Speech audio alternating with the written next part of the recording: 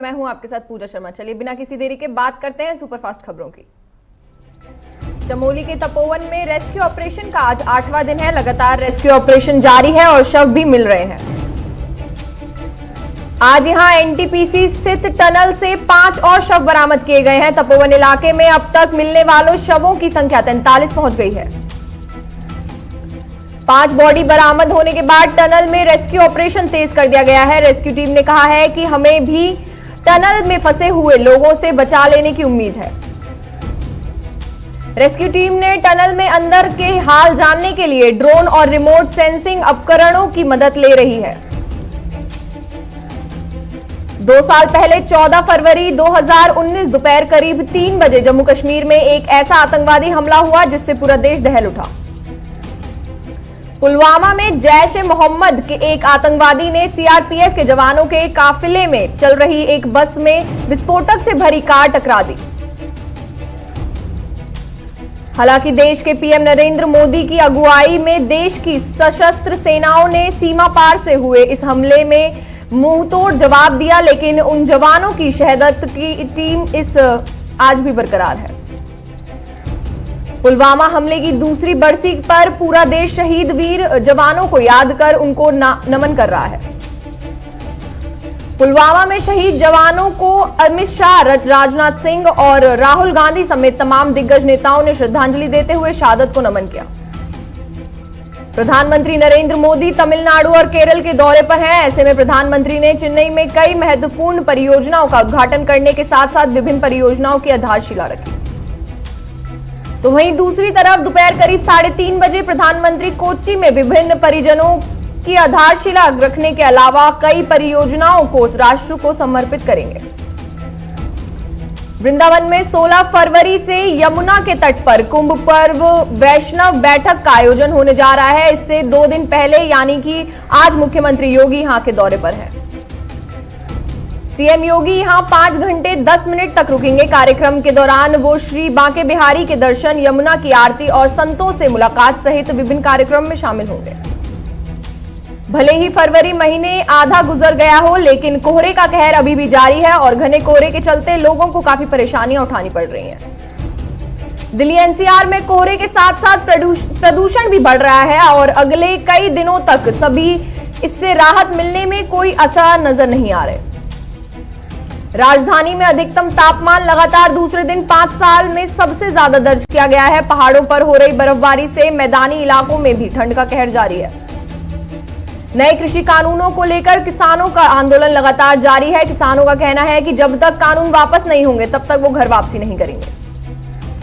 सरकार और किसानों के बीच बातचीत का रास्ता जल्द खुल सकता है। रिहाई व मुकदमे वापसी के मुद्दे पर किसान नरम पड़ते दिख रहे हैं।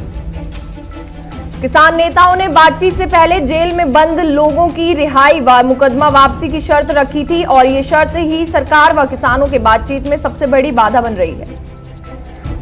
किसान नेताओं का मानना है कि इसका हल बातचीत से निकलेगा और जिस तरह से सरकार पहले प्रस्ताव देकर बुलाती रही है वो उसी तरह से बुलाती है।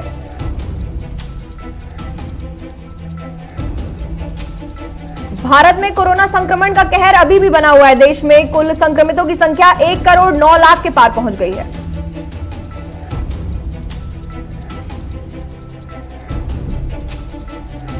पिछले 24 घंटे में 12,194 नए कोरोना केस सामने आए और 52 लोगों की जान चली गई है। बीते दिन 11,106 लोग कोरोना से ठीक भी हुए हैं।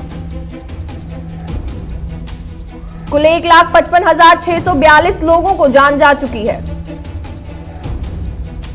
देश में अब एक्टिव केस की संख्या बढ़कर 1,47,000 हो गई है जिनका इलाज चल रहा है। देश में टीकाकरण अभियान चल रहा है और अब तक 82.63 लाख लोगों से ज्यादा कोरोना की वैक्सीन लगाई जा चुकी है। बीते दिन 3.96 लाख लोगों को वैक्सीन लगी। कोरोना वैक्सीन की पहली खुराक के 7,688 लाभार्थियों ने अपना दूसरा शॉट प्राप्त किया। 16 जनवरी को टीकाकरण अभियान चलाया गया, तब 1,91,181 स्वास्थ्य कर्मचारियों को टीका लगाया गया था। कोरोना से पिछले 24 घंटे में देश में 92 कोरोना संक्रमितों की मौत हुई। सबसे ज्यादा मौत महाराष्ट्र में हुई है, लेकिन देश के 17 राज्य ऐसे भी हैं जहां कोरोना से एक भी संक्रमित शख्स की मौत नहीं हुई है। आईसीएमआर के अनुसार 13 फरवरी तक कोरोना वायरस के लिए कुल 20 करोड़ 62 लाख कोरोना के सैंपल टेस्ट किए जाएंगे। जम्मू कश्मीर के पूर्व मुख्यमंत्री और नेशनल कॉन्फ्रेंस के नेता फारूक अब्दुल्ला और उनके बेटे उमर अब्दुल्ला को नजरबंद कर दिया गया है। उमर अब्दुल्ला ने ट्वीट कर यह बात कही है कि वहीं पूर्व सीएम और पीडीपी के प्रमुख महबूबा मुफ्ती को पुलवामा जाने की इजाजत नहीं दी गई। ग्रेटा थनबर्ग टूल किट मामले में दिल्ली पुलिस की स्पेशल सेल ने बेंगलुरु से 21 साल की क्लाइमेट एक्टिविस्ट दिशा रवि को गिरफ्तार किया है। 4 फरवरी को दिल्ली पुलिस ने टूल किट को लेकर अज्ञात लोगों के खिलाफ केस दर्ज किया था। आरोप है कि दिशा रवि ने किसानों से जुड़े टूल किट को एडिट किया और उसमें कुछ चीजें जुड़ी और उसे आगे भेजा। लगातार डीजल पेट्रोल के बढ़ते दामों से आम आदमी परेशान हो गया है। बढ़ती महंगाई को लेकर विपक्ष सरकार पर हमलावर हो गया है। दिल्ली के उप मुख्यमंत्री मनीष सिसोदिया ने अमृतसर में प्रेस वार्ता कर कहा कि दिल्ली में जिस तरह ईमानदारी से सरकार काम कर रही है, उसी तर्ज पर पंजाब में भी लोगों को बेहतर सरकार देना चाहते हैं। पंजाब में नगर काउंसिल के हो रहे चुनाव पर वोटरों को अपील करते हुए कहा कि आपने सभी राजनीतिक दलों को देख लिया है, अब एक बार फिर अरविंद केजरीवाल की सोच को मौका दें। यूपी के सबसे बड़े एक्सप्रेसवे के निर्माण को लेकर तैयारियां शुरू हो गई हैं। सीएम की महत्वाकांक्षी योजना गंगा एक्सप्रेसवे पीपीपी मॉडल पर बनेगा। यूपीडा के मुखिया अवनीश अवस्थी ने निर्माण एजेंसियों के साथ बैठकर कहा कि पीपीपी मॉडल पर यूपी का गंगा एक्सप्रेसवे बनेगा और यूपीडा ने निर्माण एजेंसियों का ड्राफ्ट तैयार किया है। केशव प्रसाद मौर्य ने सपा पर निशाना साधते हुए कहा है कि बीजेपी की वैक्सीन बताने वाले वैक्सीन बनाकर दिखाए, साथ ही अखिलेश को किसानी के बारे में कोई ज्ञान ना होने की बात कही है।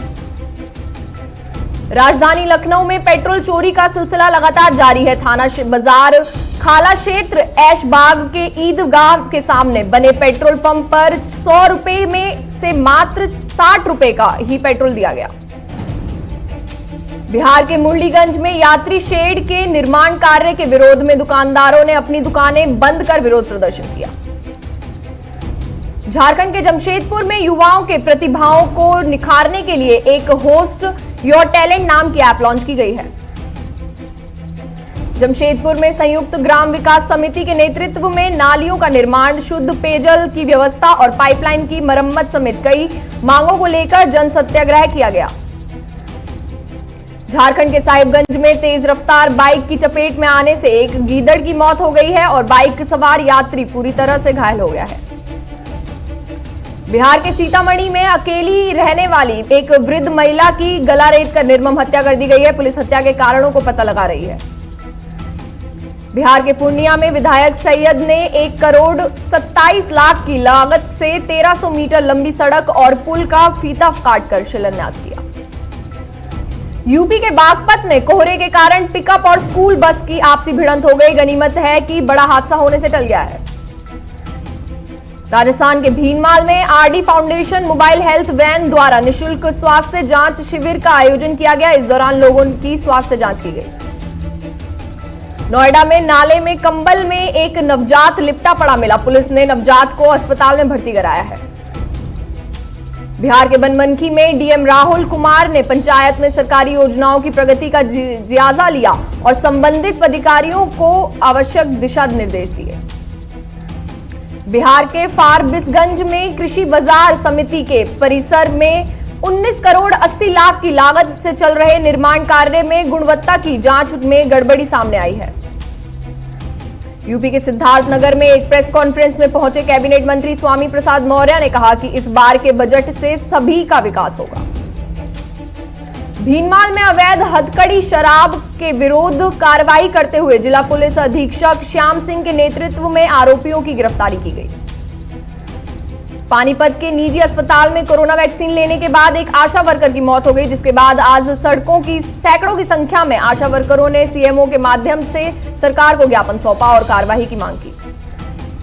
फरीदाबाद में किसानों के मुद्दे और टूटी सड़कों को लेकर एनआईटी के विधायक नीरज शर्मा ने अपने समर्थकों के साथ धरना प्रदर्शन किया। दिल्ली के उप मुख्यमंत्री मनीष सिसोदिया ने प्रेस कॉन्फ्रेंस कर किसान आंदोलन पर कहा कि केंद्र और पंजाब सरकार दोनों ही किसानों की मांगों के लिए गंभीर नहीं है और यह कानून किसानों के लिए नहीं बल्कि कॉर्पोरेट घरानों के लिए बनाए गए हैं। पटना में प्रेस कॉन्फ्रेंस कर एक नई पार्टी समता मुल्क समाज पार्टी की स्थापना की गई है। इस पार्टी के राष्ट्रीय अध्यक्ष मनोज कुमार भारती को बनाया गया है। दिल्ली में एक महिला के साथ पति और ससुराल वालों ने पक्ष के लोगों ने जमकर मारपीट की। महिला की शिकायत पर पुलिस ने ससुराल पक्ष खिलाफ दहेज और मारपीट का मामला दर्ज किया है। दिल्ली में हुई रिंकू शर्मा की हत्या मामले में मुजफ्फरनगर हिंदू संगठनों ने रिंकू शर्मा के हत्यारों को जल्द फांसी दिए जाने की मांग को लेकर एसडीएम को ज्ञापन सौंपा है।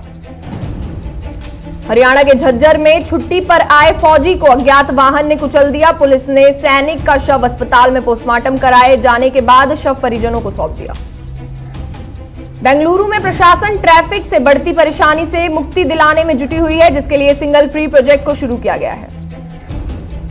पटना में अपहरण और लूट के बाद हत्या की घटना को अंजाम देने वाले 3 अपराधियों को पुलिस ने गिरफ्तार कर लिया है। यूपी के रामपुर में इत्तेहाद-ए-मिल्लत के अध्यक्ष मौलाना तौकीर ने प्रेस वार्ता कर किसानों का समर्थन किया और उन्होंने किसानों की मांगों का जायज बताया। महाराष्ट्र के कल्याण पेट्रोल डीजल भाव बढ़ने से महाराष्ट्र नवनिर्माण सेना कल्याण ने सरकार के विरोध में काली पट्टी बांधकर आंदोलन किया।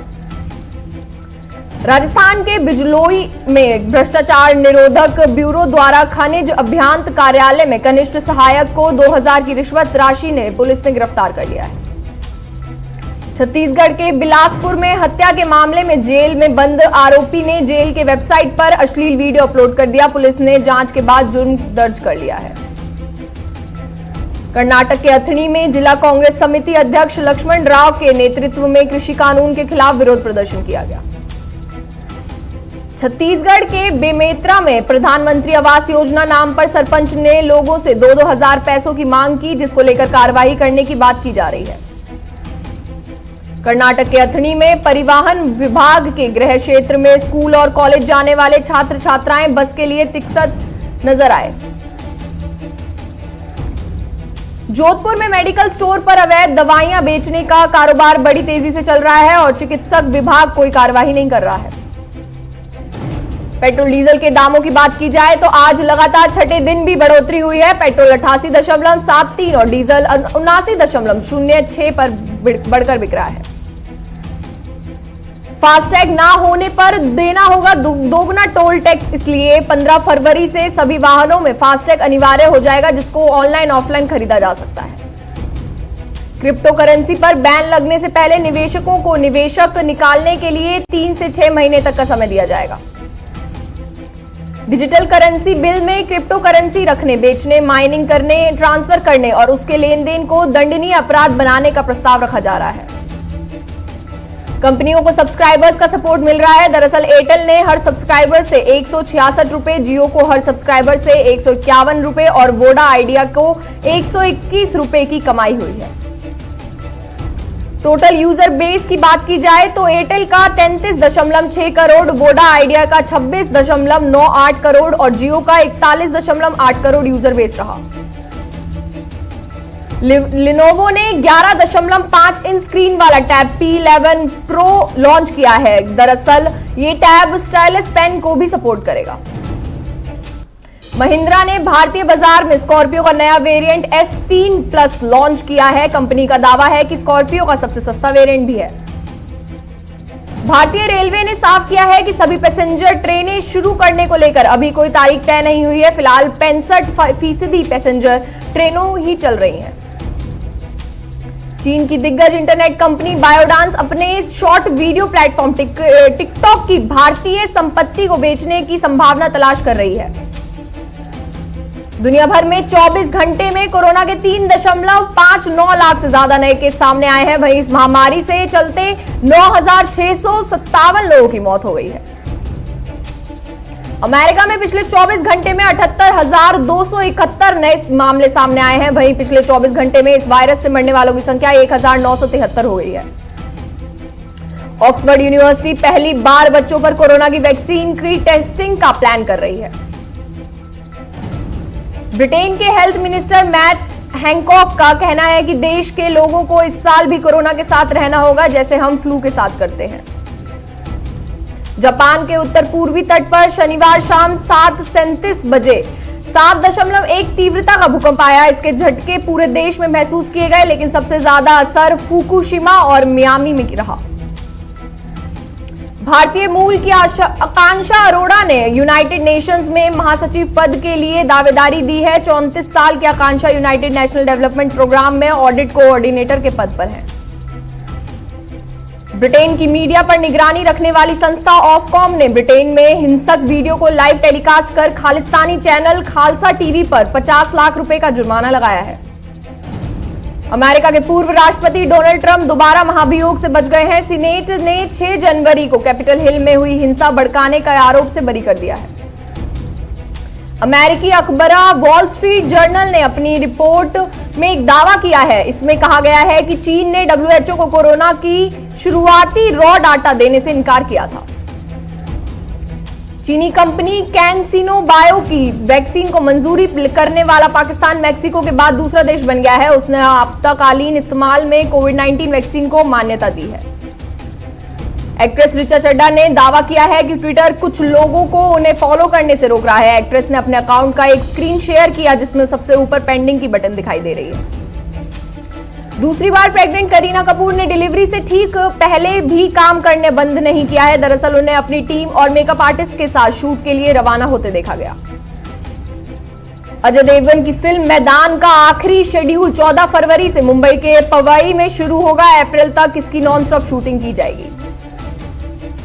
सोनम कपूर की अपकमिंग फिल्म ब्लाइंड की शूटिंग पूरी हो गई है। शोम मखीजा के निर्देशन में इस फिल्म का शूटिंग शेड्यूल 39 दिनों के लिए स्कॉटलैंड के ग्लासगो में रखा गया। अमिताभ बच्चन फिल्म मेडे की शूटिंग में व्यस्त हैं। इस दौरान उन्होंने सोशल मीडिया पर फिल्म के सेट से एक फोटो शेयर की है जिसमें अमिताभ नींबू पानी से खुद को रिफ्रेश कर रहे हैं।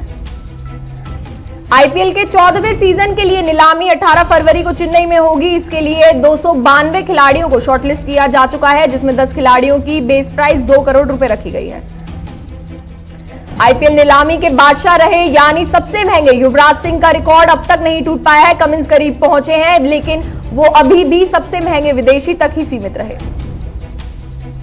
इंडिया वर्सेस इंग्लैंड दूसरे टेस्ट के पहले दिन भारत का स्कोर 6 विकेट गंवाकर 300 रन पर रहा, जिसमें रोहित शर्मा ने 161 रन बनाए।